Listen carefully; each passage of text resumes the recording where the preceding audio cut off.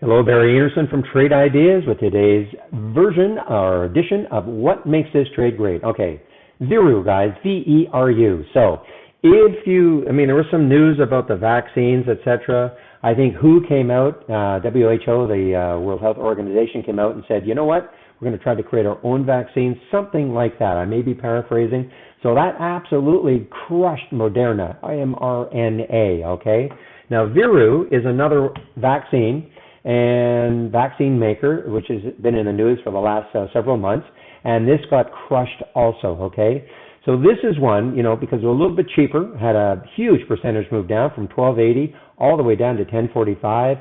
So, basically following the news about the vaccine makers, you could zero in on Veru and take that short. So that is what made this a great trade today.